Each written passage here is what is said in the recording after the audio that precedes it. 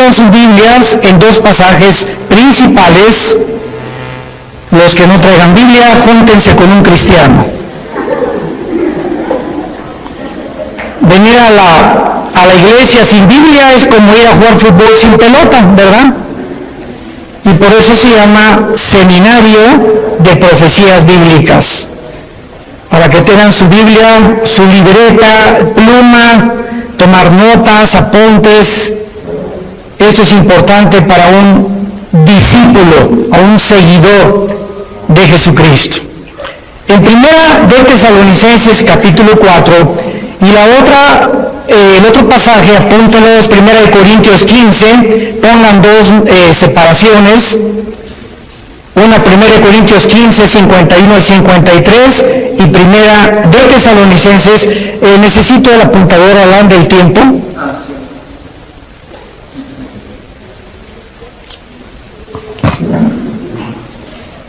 No sé quién se encargaba de esto. Es muy importante. Si no, termino a las 8 de la noche.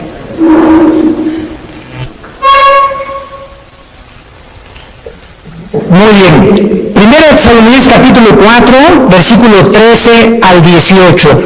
Vamos a ir examinando cada pasaje cuidadosamente y vamos a ir tratando de extendernos lo más posible en toda esta doctrina que ha cobrado una vigencia nueva. Y yo no se imaginan la cantidad de personas que me he encontrado, inclusive líderes de iglesias, cristianos, que ni siquiera creen que va a haber un rapto de la iglesia. Ni siquiera creen que va a haber un rapto. Han atacado esta doctrina como han atacado otras también, ¿verdad? Hay de todo. En la vida del Señor hay de todo.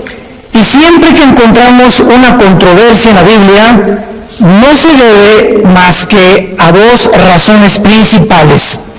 Cristo dijo: erráis ignorando las Escrituras y el poder de Dios. Entonces, cuando en la Biblia, por ejemplo, hay un grupo que dice: yo no creo que la salvación se pierde. Y cuando me encuentro así, tengo debates en una cadena que se llama Enlace, casi los miércoles, cuando me invitan a debatir con pastores en todo el mundo. Están desde Costa Rica, están de Colombia, y yo estoy solo en Dallas, porque ahí está la base de Enlace Internacional. Y pues me dicen, ¿verdad? ¿Qué piensan ustedes por qué se pierde la salvación? Y les contesto: ¿ustedes ya han estudiado la otra cara de la moneda? ¿Cuál es? Que en la salvación no se pierde. Porque los que creen que se pierde la salvación tienen solamente 5 pasajes en todo el Nuevo Testamento que parece que se pierde la salvación, contra más de 175 pasajes que nos enseñan que es imposible perder la salvación. Entonces, cuando tienes en la Biblia una balanza y tienes dos perspectivas o dos doctrinas, es importante buscar cuál tiene más peso teológico y entender por qué las personas que creen eso lo creen, para que tú les puedas mostrar con los versículos que ellos usan para demostrar que esto es así, contradecirles a través del contexto dentro del cual el texto está escrito, porque sacar un texto de contexto es hacer un pretexto. Entonces, las sectas se caracterizan por eso. Tú platicas con un testigo de Jehová, y un testigo de Jehová te va a decir que Cristo no es Dios, que el infierno no existe. Y le preguntas: ¿por qué niegas que Cristo no es Dios? Y te contestan: es que Él dijo que nadie sabe estas cosas más que el Padre.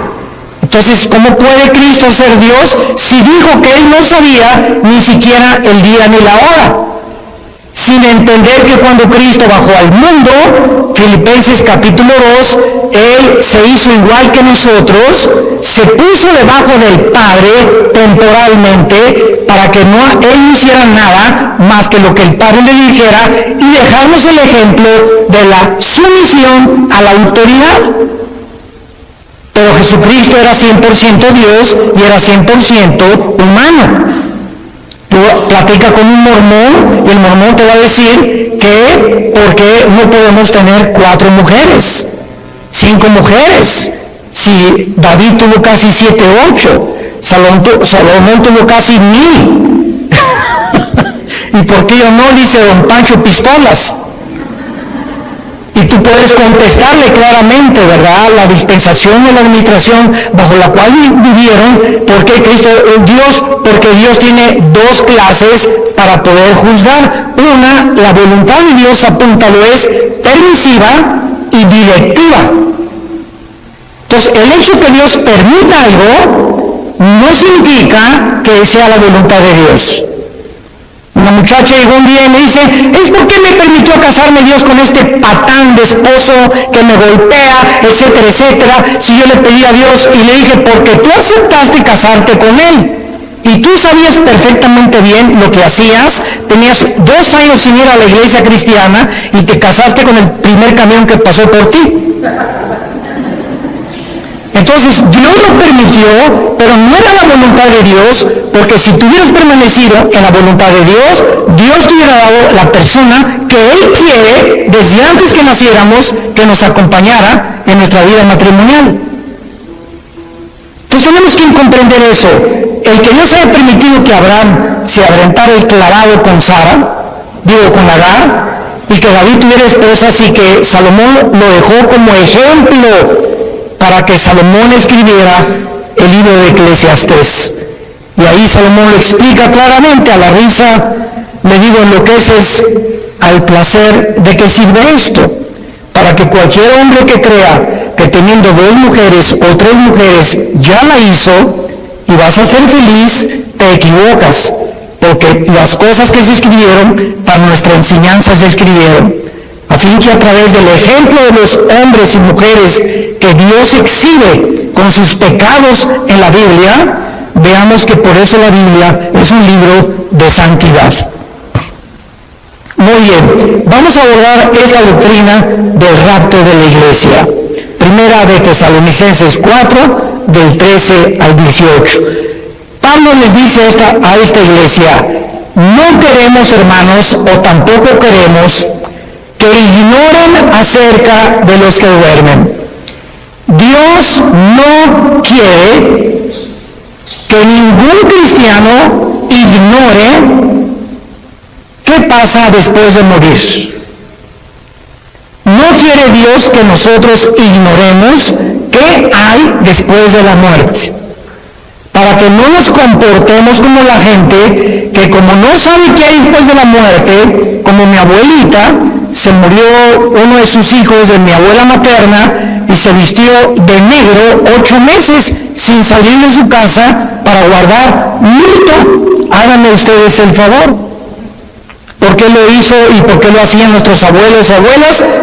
Por la ignorancia de saber qué es la muerte y cómo debemos comportarnos delante de la muerte.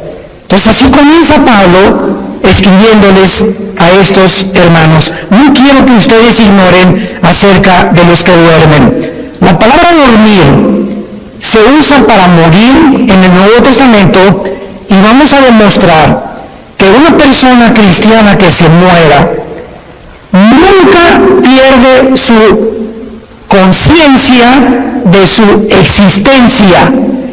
Todas las personas que vamos a ver en la Biblia en esta tarde, vamos a demostrarles que cuando murieron estaban conscientes, pero su cuerpo es el que duerme en la tumba, es la resurrección de los muertos, pero el alma y el espíritu, en el momento de la muerte, nos vamos inmediatamente, salen del cuerpo, lo vamos a ver, a la presencia de Dios.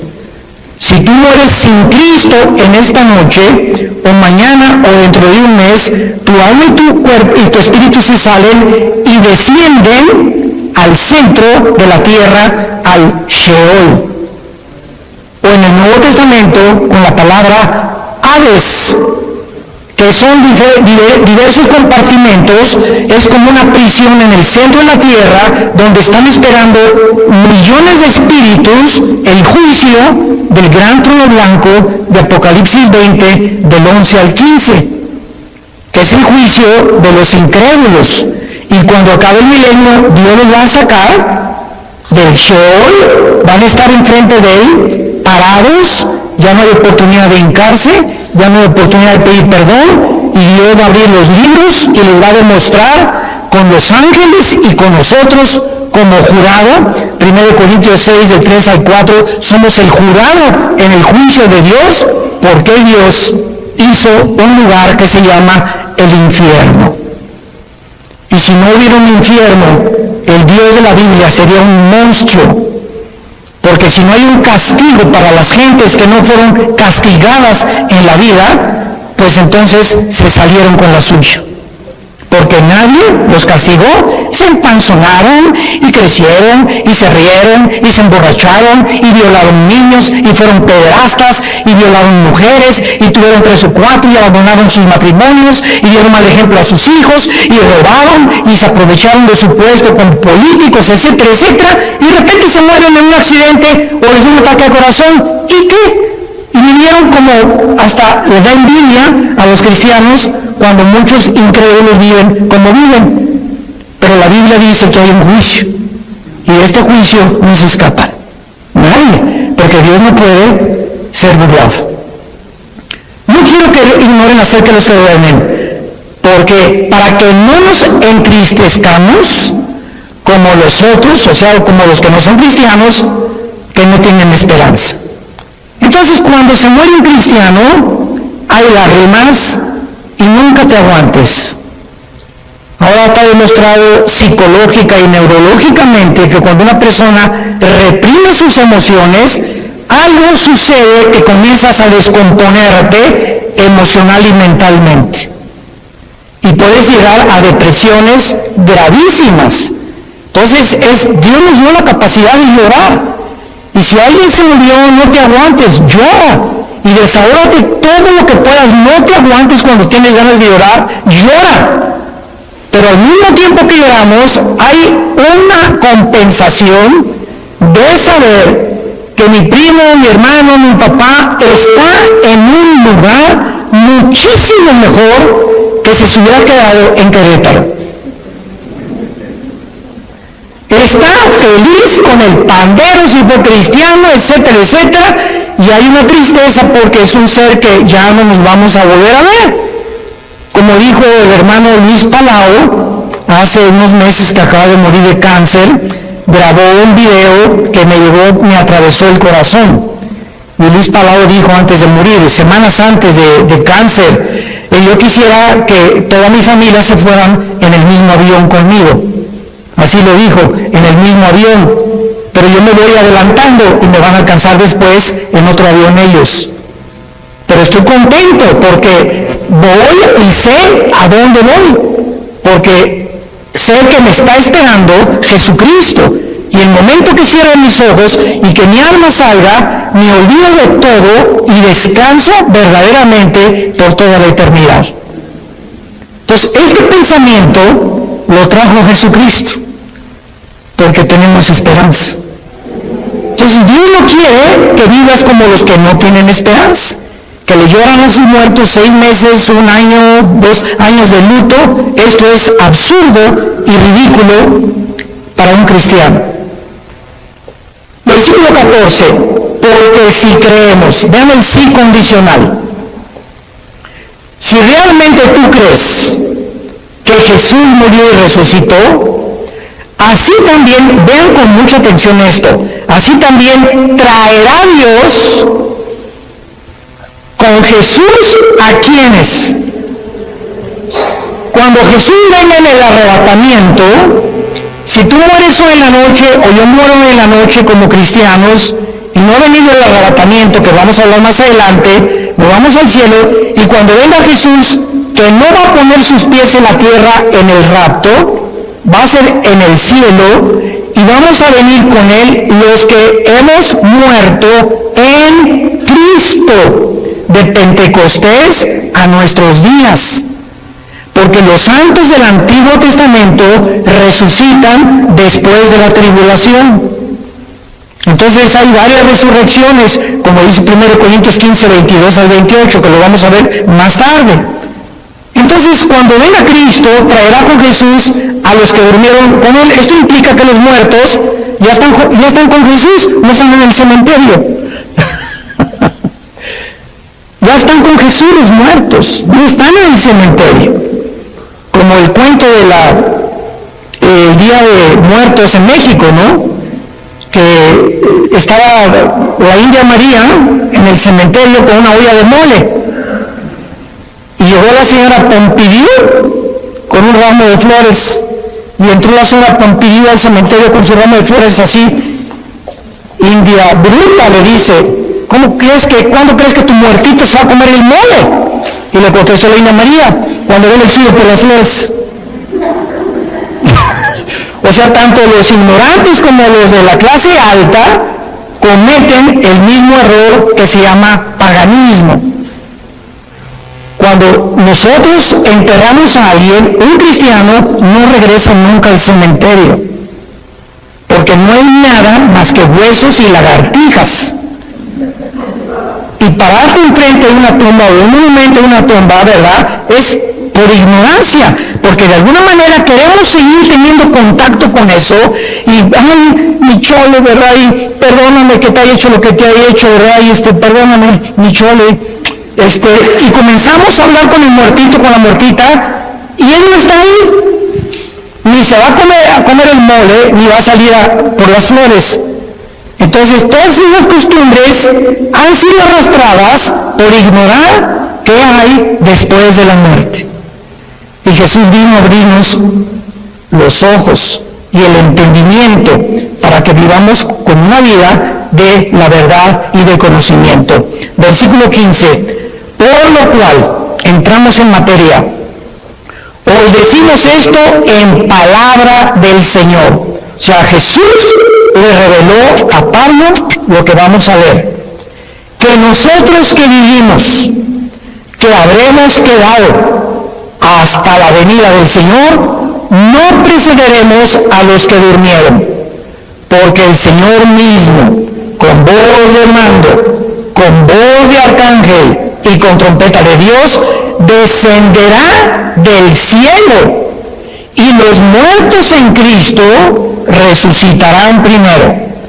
Luego nosotros los que vivimos, los que hayamos quedado, seremos, apunta la palabra en tu Biblia, arpazo, tal como suena con Z, arpazo, como el arpazo de un tigre o el de un león que hace esto para arrebatar la carne.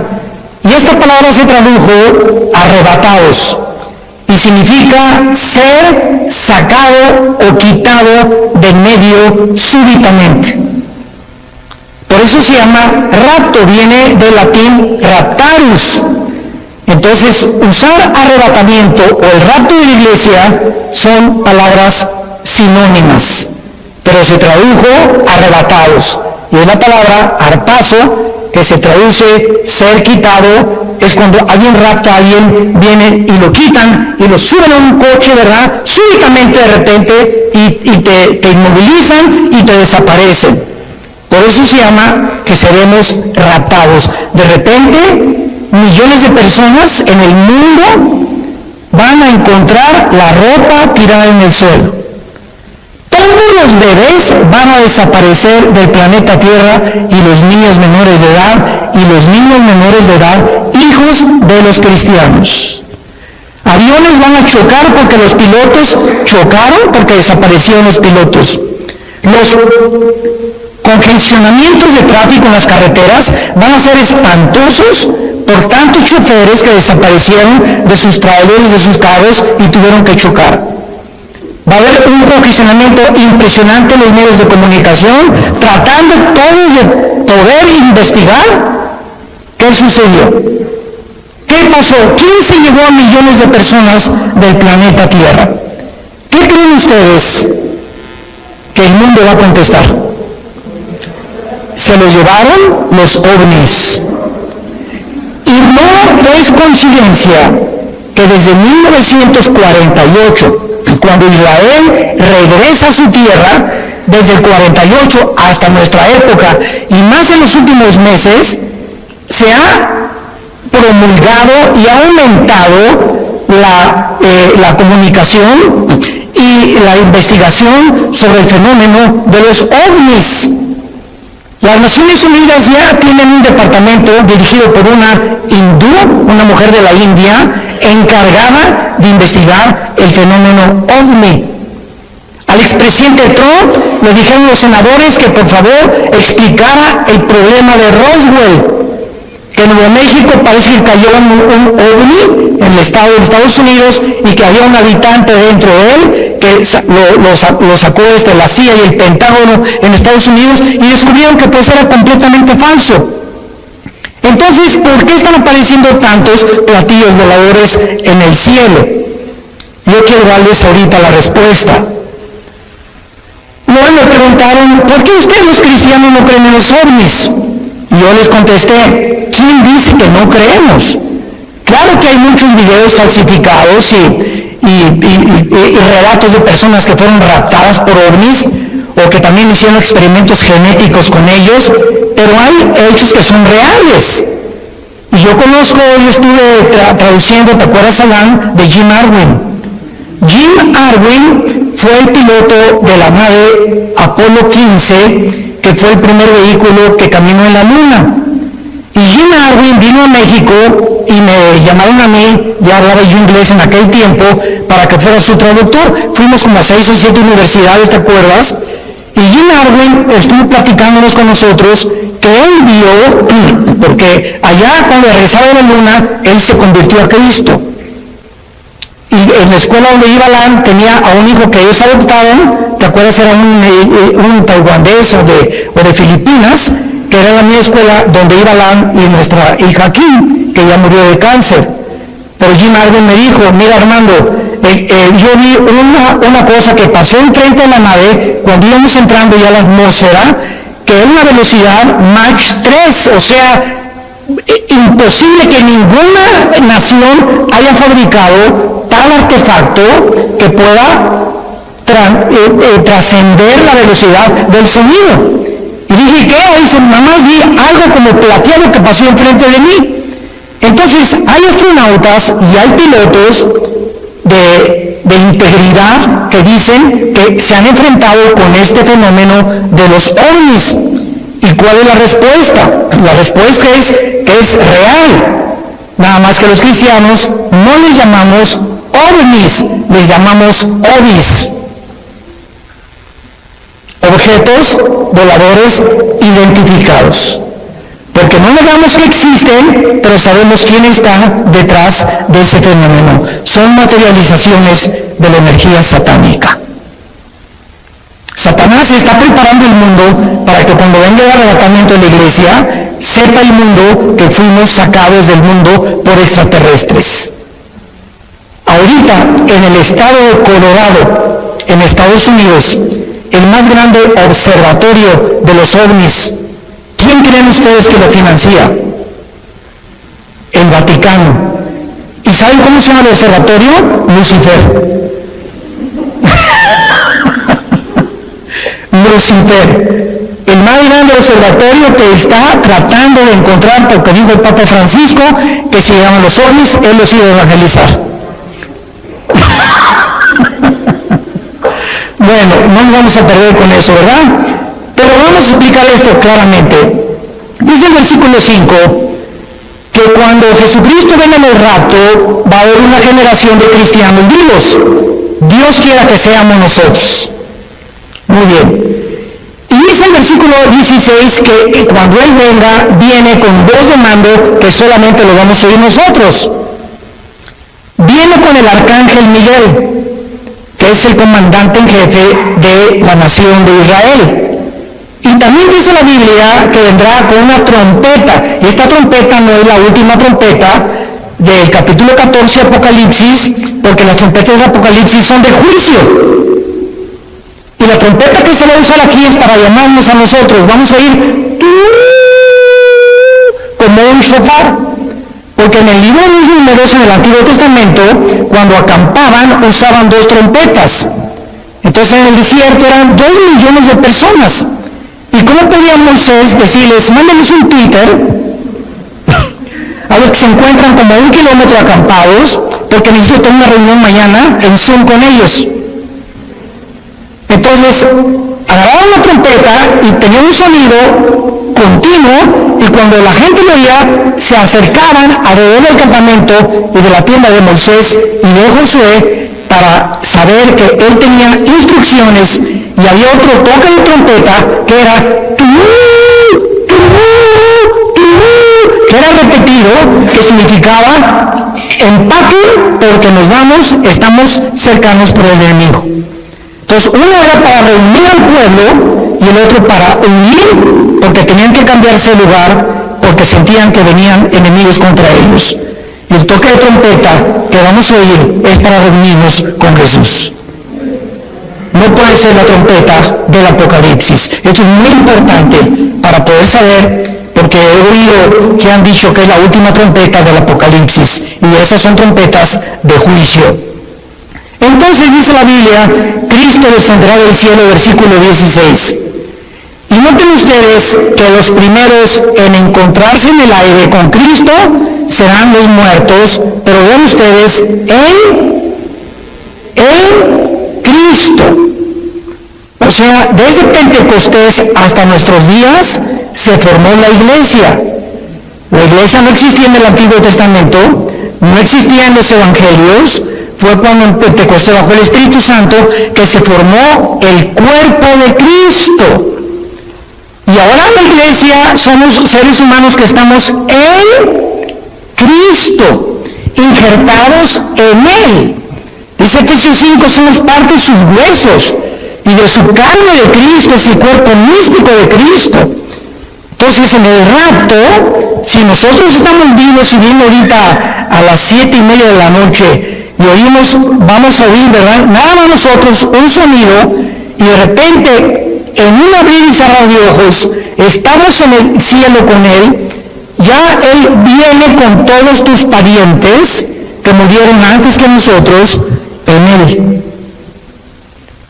Los santos del Antiguo Testamento resucitan después de la tribulación. Y este orden, porque dice en 1 Corintios 15, 22 al 28, que hay un orden establecido por Dios para la resurrección de los muertos. Primero Cristo, las primicias, después los que son en Él. O sea, la iglesia que somos nosotros. Y dice la Biblia, luego nosotros los que vivimos, los que creemos, seremos arrebatados juntamente con ellos en el aire. El rapto es en el aire, Jesús no baja. La segunda venida baja y planta sus pies en el monte de los olivos. Zacarías capítulo 14, del 12 en adelante. Cristo pone sus pies en el monte de los olivos donde fue crucificado. Y Zacarías 14, se va a hacer un valle de sur a norte y de oriente a occidente. Se va a hacer una cruz en el suelo. Va a ser como una hendidura que se va a hundir la tierra formando una cruz cuando Cristo venga y viene con nosotros, Apocalipsis 19, a establecer su reino. Son dos eventos completamente diferentes. Veamos el otro pasaje en 1 Corintios capítulo 15, versículos 51 al 53. Pablo comienza diciendo, les digo un misterio. El rapto de la iglesia, síganme con mucho cuidado, era desconocido por los judíos. Ningún profeta del Antiguo Testamento habló del rapto de la iglesia. que habría un grupo de personas que no íbamos a morir. Era desconocido bajo el Antiguo Testamento. En los evangelios no se encuentra, en Mateo, Marcos, Lucas y Juan, no se encuentra el rapto. Más que cuando Jesús dice en Juan 14, voy a preparar una morada para ustedes y vendré y os tomaré a mí mismo, de una forma indirecta. La palabra os tomaré a mí mismo, que es en el griego paralambano, apúntalo, paralambano significa ser sacado y unido a Cristo. Y al apóstol Pablo, no a Juan, no a Pedro, no a Santiago, no a Mateo, no a Lucas, a nadie el Espíritu Santo le reveló este misterio. Entonces estaba escondido, era un secreto que Dios tenía guardado para nosotros los que pertenecemos a la iglesia. Y se lo revela al apóstol Pablo. Les voy a decir un misterio, dice Pablo. ¿Cuál es este misterio? Que no todos vamos a morir, pero todos vamos a ser transformados. Cuando venga el arrebatamiento estamos vivos en milésimas de un parpadeo de ojos. Mi cuerpo, tu cuerpo es transformado a la semejanza del cuerpo con el cual Cristo resucitó. Porque si me preguntan, ¿cómo va a ser nuestro cuerpo? ¿Me voy a parecer a John Travolta? ¿Me parecería a Madonna cuando resucite? Y tenemos curiosidad de cómo va a ser nuestro cuerpo, ¿verdad? Lo vamos a ver ahorita con mucho detalle, porque la Biblia nos dice cómo va a ser nuestro cuerpo. Entonces, este misterio es que habría una generación de cristianos que no vamos a saber lo que es morir. No vamos a atravesar el túnel que atraviesan, como decía David, la Biblia llamó el camino de todos los hombres. Pablo le dice abandonar este cuerpo. Entonces, este misterio fue revelado al apóstol Pablo y dice el versículo 52, explicándonos cómo va a suceder. En un momento, en un abrir y cerrar de ojos, a la final trompeta, porque se tocará la trompeta y los muertos serán resucitados incorruptible y nosotros transformados.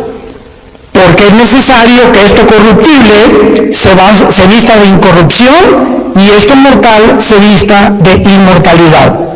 Muy bien. Ahora vamos a demostrar a continuación claramente en la Biblia que lo que enseñan los testigos de Jehová y los mormones es una gran equivocación, que los muertos están dormidos y que no hay conciencia después de la muerte hasta la resurrección. Vayamos primero a Génesis capítulo 35 en el Antiguo Testamento.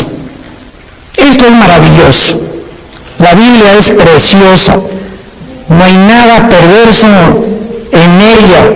Todas ellas, las palabras de Dios, son rectas al que entiende y razonables a los que han alcanzado la sabiduría. Dice Proverbios 8 del 4 al 8. Vean ustedes Génesis 35 versículo 18. Pon una lupa o un microscopio para lo que vamos a leer. Aconteció que al salírsele, apúntalo, Nepesh con SH al final, es la palabra hebrea para alma. Al salírsele el Nepesh o el alma murió. Desgraciadamente hay una traducción de la Biblia que se llama la Nueva Versión Internacional. Yo no se la recomiendo a nadie. Y si tú lees este versículo en esta versión de la Biblia, dice, aconteció que suspiró. ¿Y qué es un suspiro? O sea, no explica nada, ¿no? Porque no nos revela la parte que forma el cuerpo humano, que es el alma. Vamos a ver cuál es la otra parte del cuerpo humano. Y cuando dice la Biblia, Nepesh, si lo quieres apuntar, el alma es el centro de la mente, las emociones, la voluntad y los sentimientos. Eso es el alma. Y que en otras partes del Antiguo Testamento se traduce como el corazón.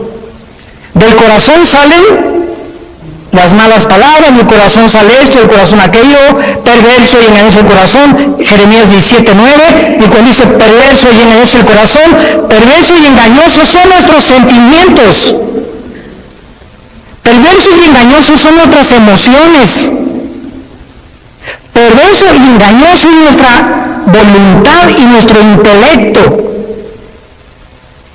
Nacimos torcidos. Qué peligroso es que confiemos en nuestros sentimientos y en nuestras emociones cuando no están bajo el control del Espíritu Santo. Yo, hermano, me voy a casar. Sí, qué bueno que te vas a casar, Conchita.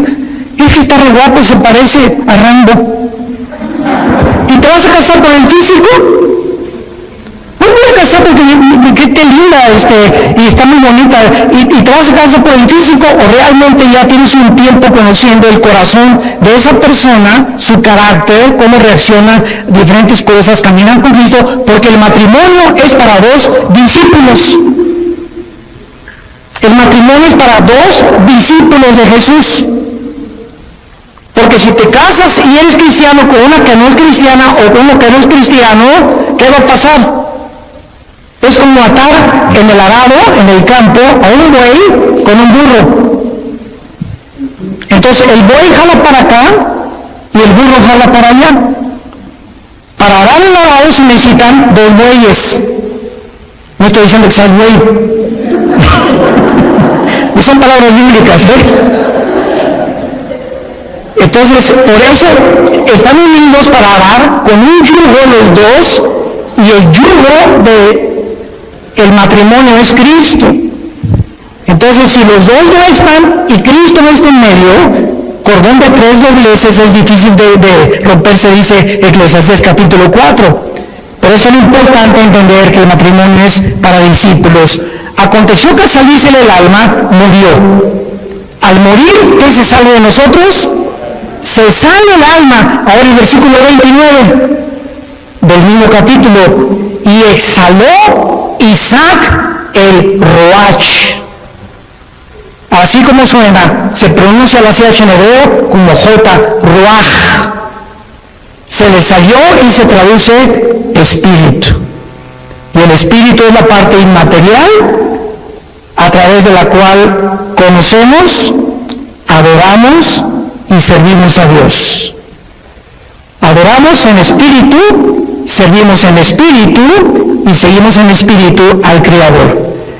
Y hasta que el espíritu entra a nuestra vida y renace y resucita el espíritu muerto con el cual nacemos, no podemos servir a Dios.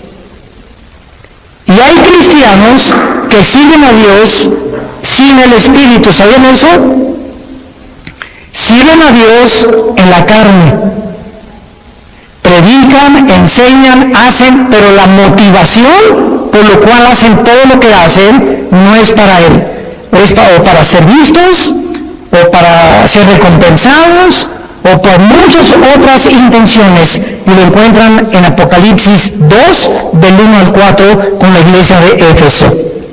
¿Se acuerdan de esta iglesia? Que le dice Cristo: yo conozco tus obras, has tenido paciencia, has probado los que son apóstoles y son mentirosos, has tenido esto y el otro, y en ese momento, Señor, gracias, hasta que me reconoce, Señor. Con cualquiera de estas cosas que Cristo está alabando se sentiría uno orgulloso, ¿verdad? Pero dice Cristo: pero, hay un pero, ¿cuál es, Señor, el pero? Que tengo contra ti que has perdido tu primer amor. O sea, todas estas cosas que Cristo alabó son buenas, pero lo estaban haciendo sin amor a Él. La carne es bien consagrada. Se llama la religiosidad. Y son los hermanos que, ¿y por qué la hermana se tatuó? ¿Y por qué trae el pelo largo? ¿Y por qué trae ese vestido tan caro, la hermana? ¿Y por qué la otra parece china poblana? ¿Y por qué esto y por qué el otro? ¿Y por qué se ponen aretes? ¿Y por qué celebran la Navidad? Dios mío, santo, no sé a qué virgen invocar, que no hay ninguna, ¿verdad? Pero Jesús, María y José y el burrito que los acompaña. Es increíble que estén continuamente tratando de ver que el cristianismo es a través de cómo te vistes, de si estás tatuado. Una vez me dijo un señor, ¿ya viste ese hermano que está tatuado? Y le dije, es por la panza de Santa Claus que tienes tú. Se pintó algo en el cuerpo, y ¿quién está haciendo más daño a su cuerpo? ¿Él o tú? Y peor si tomas Coca-Cola. Entonces cuando apuntamos a alguien, 3 dedos nos apuntan a nosotros, nos damos cuenta. Tengamos cuidado a quién juzgamos y a quién le señalamos el dedo, porque estamos buscando siempre que creemos que somos mejores que otros por la forma como nos comportamos, y a Dios se le adora en espíritu y en verdad. Es que en la Navidad es paganismo, y ¿sabe? Cállese. Mi esposa le pone algo de Navidad más lindo que hay con esferas, y estamos en Navidad, jingle bells, noche de paz, contentos, alegres. Todavía, hermanos, no pusieron árbol, no pusieron nada, y con su jeta.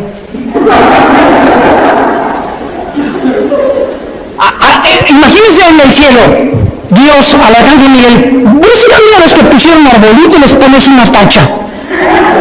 ¿Se imaginan ustedes que así Dios calificara la vida espiritual de nosotros? Los que pusieron y los que no pusieron, los que toman vino y los que no toman vino, los que están tatuados y los que no están tatuados. Dios ve el corazón.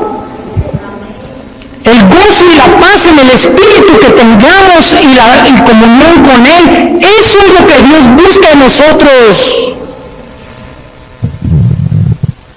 Ahora veamos en Filipenses capítulo 3, ya que hemos visto que al morir se sale el espíritu y el alma, no estamos dormidos.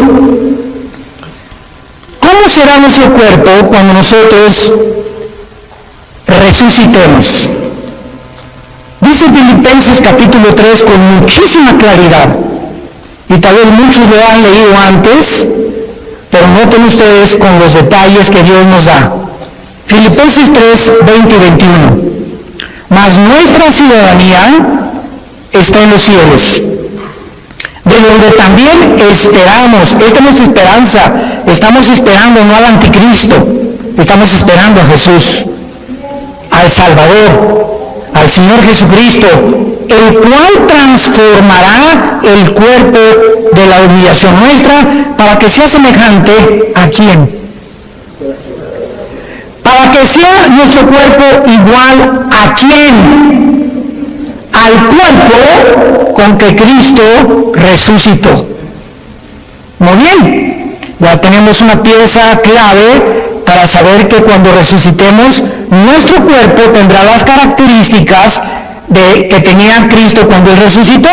Muy bien, ¿cuáles características tenía Cristo cuando Él resucitó? Número 1, cuando Jesús estaba abriendo sus brazos en la cruz, los romanos tenían la orden, y era de pena de muerte, de asegurarse que el crucificado, antes de que lo bajaran, estuviera muerto.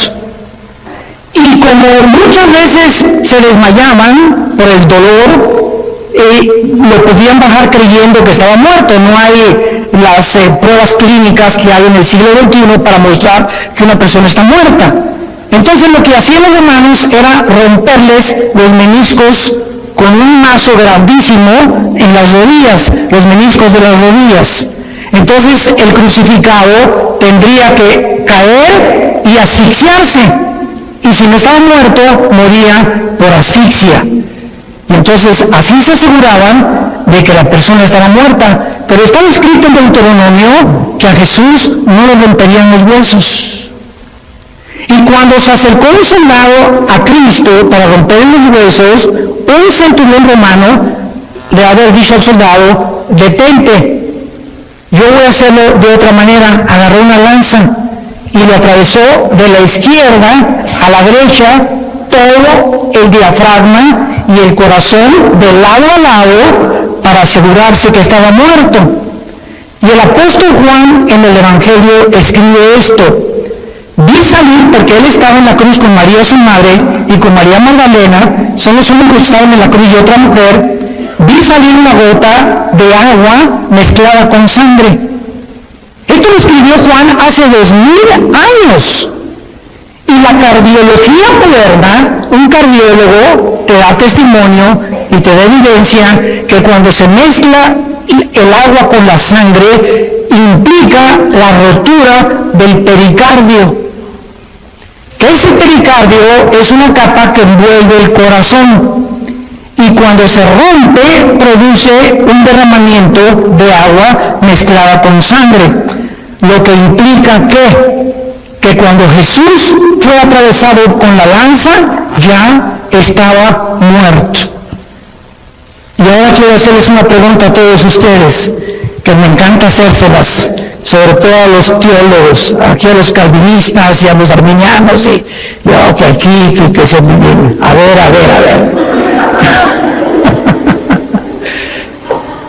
¿De qué murió Cristo?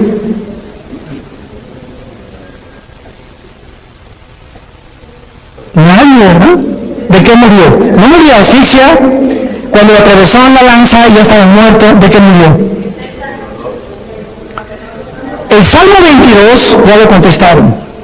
Ya he visto uno de mis videos. En el Salmo 22, 1000 años antes de que Cristo fuera crucificado, antes de que ni siquiera se practicara la crucifixión. Increíble. David escribe: Dios mío, ¿por qué me has desamparado? Comienza David a escribir 1000 años antes lo que Jesús pronunció en la cruz y lo que Jesús desde la cruz, como si David se hubiera adelantado al futuro, se hubiera metido en la cruz de Cristo y él estuviera viendo lo que Cristo vio desde la cruz. Esto es impresionante. Y más adelante David escribe: grabaron mis manos y mis pies y mi corazón fue como la cera. Cristo murió en el momento que tus pecados y mis pecados fueron puestos sobre su cuerpo, rompieron su corazón. Murió de dolor moral. No soportó llevar en la cruz nuestros pecados, y fueron nuestros pecados los que produjeron su muerte. Y 700 años antes de que él muriera, el profeta Isaías, capítulo 53, escribió: despreciado y desechado entre los hombres, varón de dolores, escondimos del rostro, fue menospreciado, no lo estimamos, molido fue por nuestros pecados y completamente deshecho por todo lo que nosotros hicimos. Qué increíble que Isaías haya escrito eso, que fue el pecado lo que mató a Jesucristo. Y que el Padre haya permitido que su Hijo fuera crucificado, maltratado, despedazado. Cristo en la cruz, dice Isaías 52, los últimos 2 versículos antes de entrar al 53, que no había parecer en él. Cristo en la cruz era un guiñapo humano. Nadie reconocía, estaba deformado de los golpes, de los latigazos, de la sangre que le corría por su rostro, no tenía los tejidos subcutáneos, los tenía completamente abiertos, del látigo de 9 colas que tenían puntas de grueso con acero, y los romanos lo envolvían, y el látigo le daba 4 veces, y cuando jalaban el látigo, desgarraba todos los tejidos subcutáneos del pecho y de la espalda. Cuando él estaba en la cruz, era un guiñapo humano. Cristo en la cruz era un monstruo. ¿Por qué? Porque eso es lo que hace el pecado, nos hace monstruos. El pecado nos deforma. El pecado hace y tuerce lo que es la imagen de Dios en nosotros. El cristiano tiene que proyectar la santidad. El cristiano tiene que proyectar el gozo, la paz del Señor. Y tú lo puedes ver en amigos tuyos o en personas que no son cristianas. Ve la mirada que tienen. Será.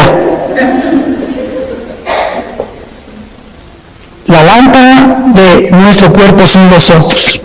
Pero Cristo muere de esa manera para que Dios nos recordara el tiempo en que nosotros tenemos que estar conscientes de lo que el pecado nos hace en nuestra vida. Y vayamos en penúltimo lugar, Apocalipsis capítulo 6.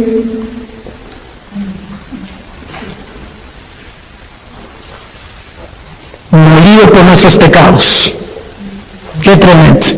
En Apocalipsis 6 vemos otra evidencia de que cuando morimos no estamos dormidos.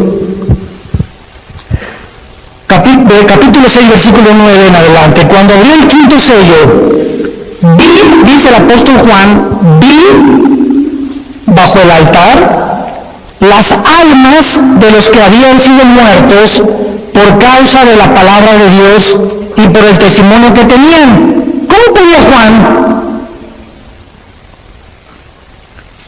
ver en el cielo cuando la sangre y la carne no pueden heredar la corrupción? ¿Cómo puede Dios llevarse a Juan al cielo? ¿Cómo puede en 2 Corintios 12 llevarse Dios a Pablo al cielo cuando nuestro cuerpo nos impide estar en otra dimensión donde todo es santidad y perfección? Lo corrompible no puede dar la incorrupción, ya lo vimos. Bueno, la respuesta es que Juan estaba durante el tiempo de la tribulación en el Espíritu en el cielo. Y esto nos muestra que aparte de los ojos físicos que tenemos, porque cuando alguien está muerto, vienen los gusanos y nos comen el cerebro, ¿verdad? Nos comen los ojos en la tumba, nos comen las orejas y queda el puro esqueleto ahí tirado en el cementerio. Sin embargo, en la otra vida tenemos ojos, tenemos oídos y tenemos otro cuerpo. Y los ojos que vamos a tener en la otra vida, ya los tenemos en esta vida y se llaman los ojos espirituales, que estamos entrenando para ver la Biblia. Si tú vienes a la Biblia con tus ojos carnales, sin antes orar ni limpiar tu vida, Dios no va a permitir que veas nada de revelación, ni el Espíritu Santo te va a descubrir las cosas profundas que se encuentran en la Biblia. Porque los puros de corazón verán a Dios, nada más. No podemos acercarnos a Dios con un corazón sucio y con una mente inmunda. Entonces, qué increíble, ¿verdad?, que la Biblia pueda mencionar que podamos mantener la existencia y la conciencia de la existencia. Y esto nos prueba otra cosa tremenda que hoy en la comida mi esposa y yo, platicando con unos dentistas en casa de Alán, nos compartieron, ¿verdad?, de lo que está descubriendo en el mundo de la medicina, de las vibraciones, etcétera, etcétera. Tú sabes que nosotros cuando soñamos, ¿no es la mente la que produce los sueños? ¿Tú sabes que los pensamientos no se forman en el cerebro? Los pensamientos y los sueños están en el área de la dimensión espiritual. Y una cosa es el cerebro y otra cosa son los pensamientos, porque cuando tú mueras, tu cerebro se queda con los gusanos, alimento de los gusanos, y en la otra vida vas a recordar quién eres. Pero ¿cómo si tu cerebro ya no lo tienes? Eso lo comían los gusanos. Esto nos demuestra claramente que la conciencia no es en el cerebro, los pensamientos no son en el cerebro. El cerebro es un órgano como el hígado que produce la bilis y los intestinos, los jugos gástricos, etcétera, etcétera. Pero el cerebro es solamente un órgano, pero no forma parte de la vida espiritual. Y cuando la Biblia dice renovados en vuestra mente, no dice en el griego en el cerebro, dice en vuestra mente, y la mente es el alma. ¿Están entendiendo algo? Juan está en el cielo y ve las almas de los muertos. No estaban dormidos.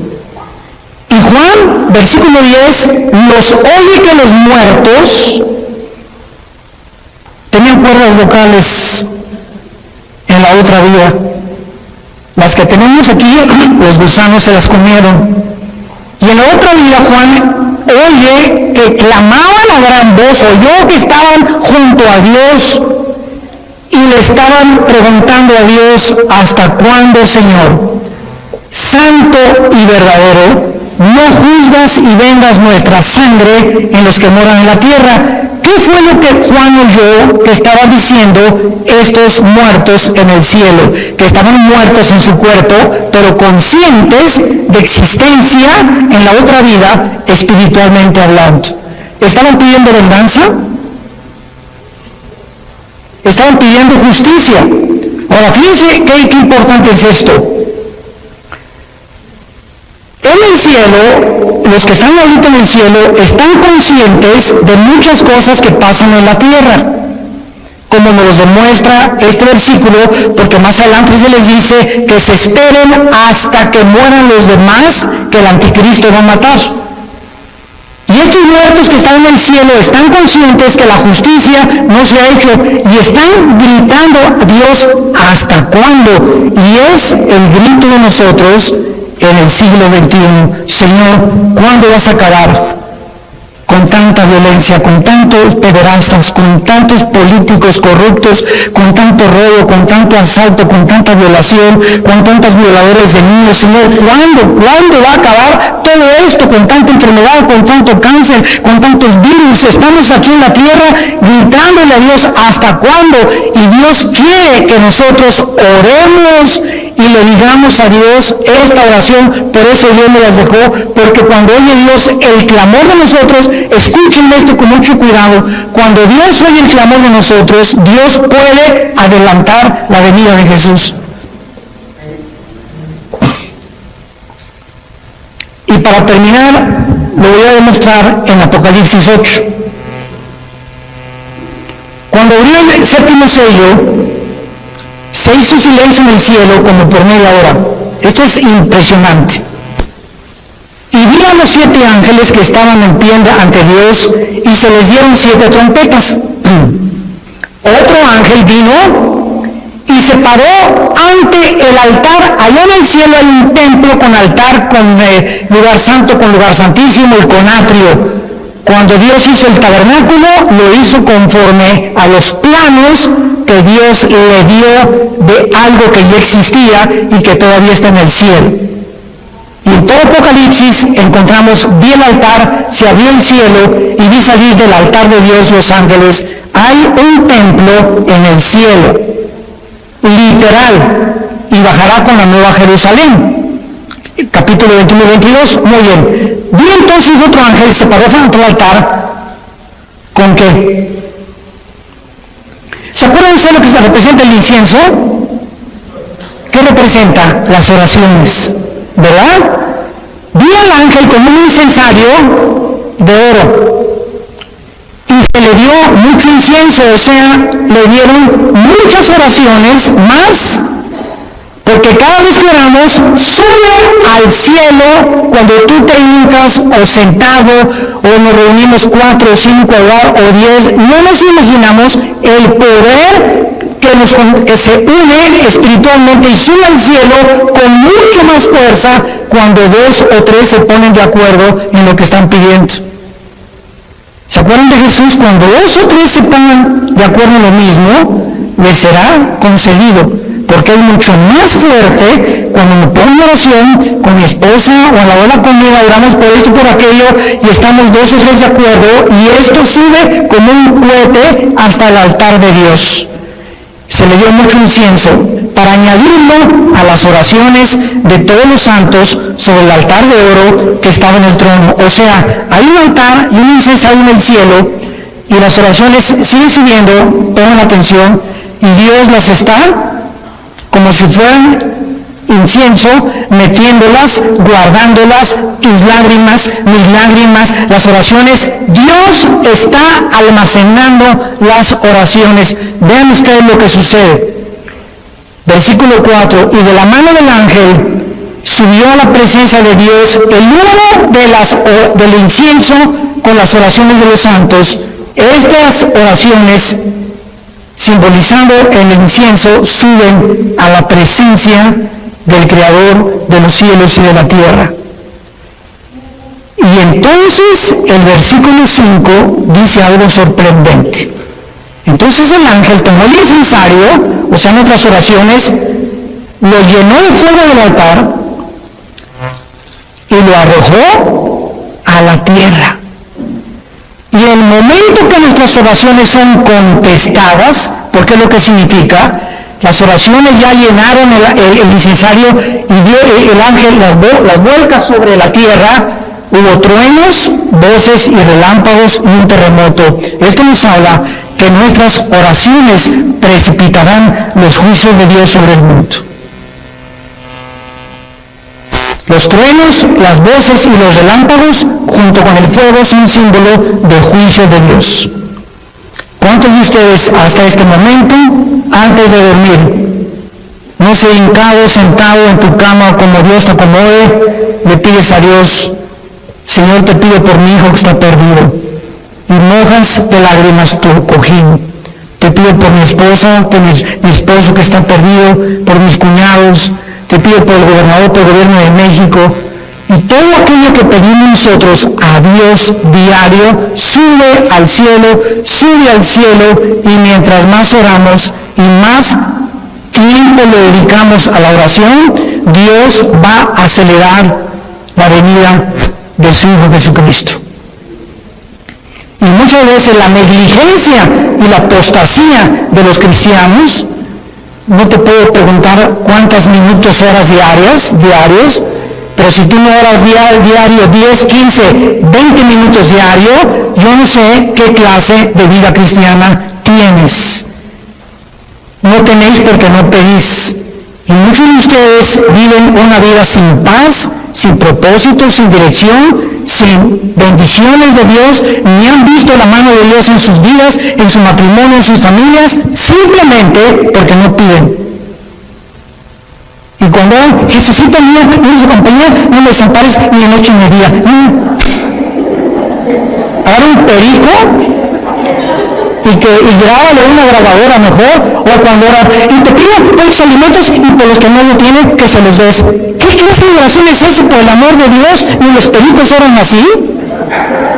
Te pido que le digan a los que no se ven, oye, pobre Dios, y sin falta misericordia, dales alimento a los que no lo tienen, y tú crees que te va a alcanzar Dios. A ver, Miguel, búscate a todos los pobres de África y mándales un sándwich. Oramos tantas vaciedades. Espíritu Santo, baja, como dice la canción. ¿Cómo que baja? ¿Los tienes dentro de ti? Señor, dame más y más de ti. No te voy a dar más de ti, yo quiero más de ti. Dame más de ti, como dice la canción, dame. Y Dios me está diciendo lo contrario, tú dame más de ti. Yo ya te di a mi Hijo, ya te di a mi Espíritu Santo, ya te di la Biblia. Pero también nos juntamos a orar y comienzo a orar, Padre, y una hermana, sí, Padre, en el nombre de Jesús, y la otra hermana, amén, gloria a Dios, a Santísimo, y de repente ya no saben de qué están orando, porque todos van comenzando y todo es un relajo, es el ciclo soleil de la oración. Cuando nos juntemos a orar, cállate la boca y uno dirige la oración para que nos pongamos de acuerdo en lo que está orando. Y no todos, sí, Señor, amén, Señor, ¿a qué le estás diciendo amén, cabeza de bolillo? Tenemos que aprender a orar. Yo digo iglesias del o sea, qué increíble que no sepamos como cristianos que hay un orden en todas las cosas. Dios es un Dios de orden. Y cuando nos ponemos de acuerdo en cosas, Padre, te pedimos por el gobierno, te pedimos por aquello, etcétera, etcétera, la oración cambia las cosas. Y si tú en esta noche tienes a Jesucristo como tu Señor y como tu Salvador, y tú saliendo ahorita mueres un balazo, no sé lo que pueda pasar, un choque, o mañana no amaneces, tú mueres en paz y vas a ir al cielo directamente en el instante, en los segundos en que tú te separes de tu cuerpo, de este mundo. Hoy, antes de acostarte, yo te pido que te asegures que tienes a Jesús como tu Salvador. Oremos. Señor, te damos gracias por tu palabra. A causa de la esperanza que nos está guardando en el cielo. Y y porque nos has hecho partícipes de la herencia de los santos en luz. Nos has trasladado de las tinieblas al reino admirable de Jesucristo. Bendito sea el Dios y Padre de Jesucristo nuestro Señor, que nos hizo renacer para una esperanza viva por medio de la resurrección de Jesucristo, que fue crucificado, enterrado y resucitado a los 3 días, para una herencia incorruptible e inmarcesible, reservada para nosotros en los cielos, que somos guardados mientras tanto aquí en la tierra por tu poder, Señor, mediante la fe, habiendo huido de las concupiscencias, de las pasiones desordenadas, de los síntomas sociales que nos indican que vienes pronto por nosotros, de la descomposición moral de la sociedad en la que estamos viviendo. Ustedes sean santos en toda su manera de vivir, porque si invocan a mi Padre o mi nombre,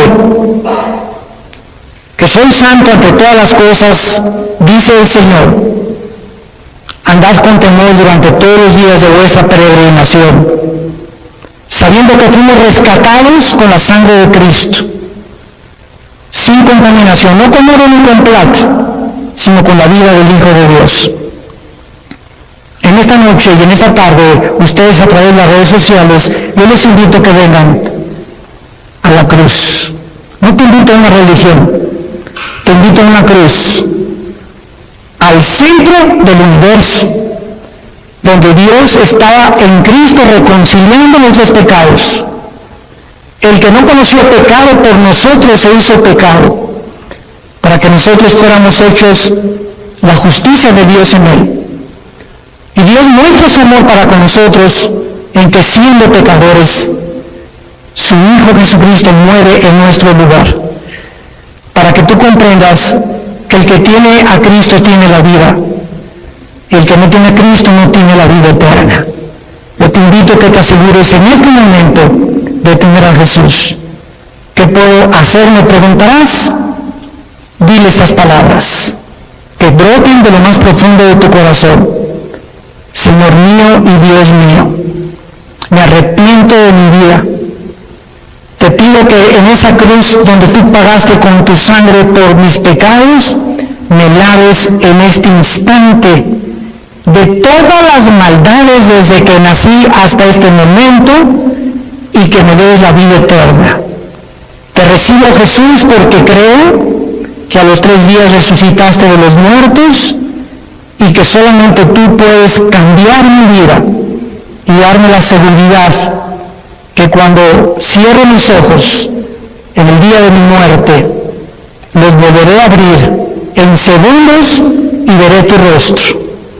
Te abrazaré y sabré que no fue en vano haber creído y haberte servido y haberte adorado en la corta vida que me diste. En el nombre de Jesús. Amén. Gracias a Dios. Gracias a Dios por la palabra. Gracias a Dios por la palabra de Dios.